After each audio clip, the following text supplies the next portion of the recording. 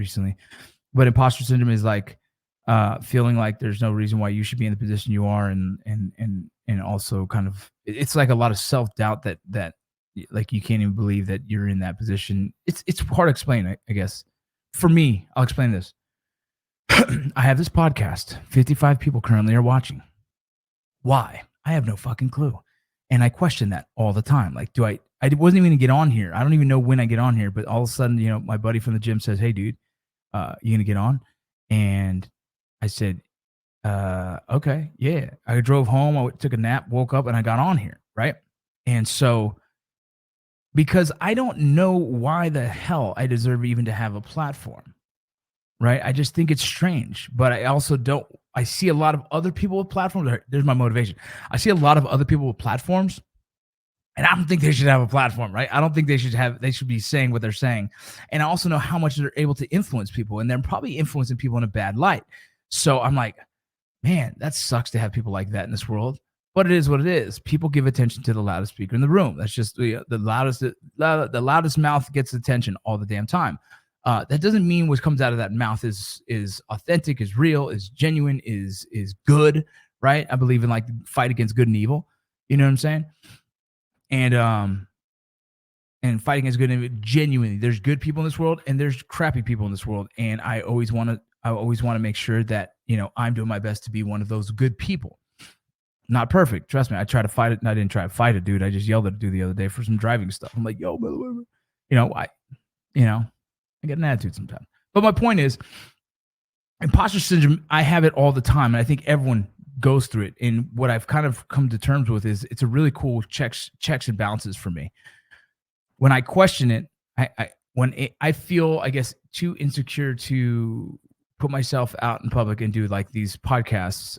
It's like insecurity, it's imposter syndrome, it's all these weird things. I start down like, why do I even do it? And then the end of the day, I think of it like art as well, right? I think a lot of this like art. And when I say that is artists should not be creating art based on whether people enjoy it or not. They should just create the art that's in their heart and soul and give it to the world and let it be. If it does well for them, cool. If it doesn't, oh well. It wasn't meant for that. It was meant for the artist to extract whatever emotions and use it towards that muse. Painting, music, writing, poetry, acting, doesn't matter. And so I tell myself now, I say, just do what's in your heart and be genuine. And if it goes out there to the world and people appreciate it, enjoy it, can gain from it, good. But if they didn't, what did I get out of it? Well, I got it off my chest. I expressed my emotions and said exactly what I want to say. And so that's what I do now. If I write something, it's meant for me. I didn't write it to get likes or shares, right? If I do public speaking, I don't say a speech that I think people are going to just, oh, this is what they need to hear. Like, no, I'd say exactly what the fuck I want to say. And if it didn't resonate with you, it wasn't for you.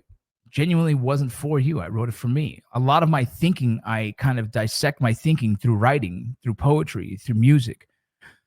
If you ever listen to any of my songs, they seem to be all dark, right? Yeah, because that's a big side of me that I kind of hold in, and I don't know how to express that in any way that would come out digestible, using that term, right? So if you listen to the music, most of it's dark. Most of my music is dark because that's how I write music, because that's the muse I chose to vent that side of my life.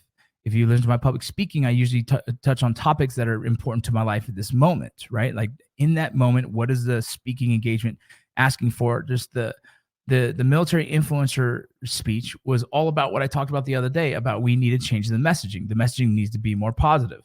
And I told them that. Not everyone loved it, right? Not everyone loved it. My wife just sent me a picture of her and the baby. I'll be wrapping this podcast up in a sec. Love you. And so like I just do what's on my heart and that's it. You know what I mean? I'm content with that. I'm good with God on it. I'm good with my wife on it. I'm good with myself on that. And so when I start to have imposter syndrome, I stop listening to that in my head and say, just continue to create. Because that's how if you strip down who I am as a person, I've realized, And I've come to terms with I am a creative. I enjoy creating things. That might be a lesson plan for training. It might be writing. It might be movie. Whatever it might be. I enjoy creating. I actually get fulfillment in creating. And so when I create something that gives value, boom, that's like a 10x in my world. I love that. I love that someone could read something and be like, man, I felt like you were saying my words. When I write a blog and someone reads it and they go, I felt like you were inside my freaking head. I'm like, perfect, bro, because that's how relatable topics are. That's how we're all struggling with something. Remember that topic I said the other day? We all have something in us. And if I can write into words what you're thinking, then that's therapeutic for you as well. And so that's what I do. So I would tell you, if you're struggling with imposter syndrome, shut it off. Use that energy in a positive way. Use that negative kind of emotional thought process and say, good. You should be feeling that way, right? Little Jocko term, good. But you should, if you want to feel that way, if you're feeling that way, let's just say your feelings are valid, but that should not stop you. There's a reason why you want to do what you want to do and go create, right? Like an artist, go put it out there for the world. Public speaking all the time. I see dudes speaking left and right. I'm like, I don't know if I belong on this stage, but in the end of the day, whatever I got to say, I'm sure someone's going to take that message and run with it. And so that's kind of how I view it. So that's the whole imposter syndrome idea.